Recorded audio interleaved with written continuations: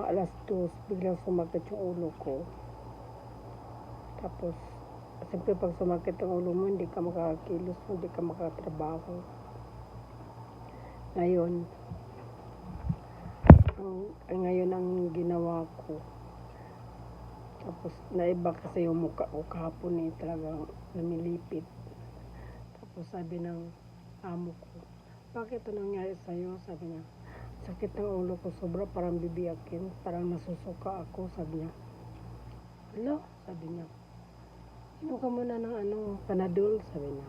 Uminom na ako, kakainom ko lang, sabi ko, maligo ka, tapos punta ka doon sa kwarto mo at mapahinga ka muna pahinga muna daw ako.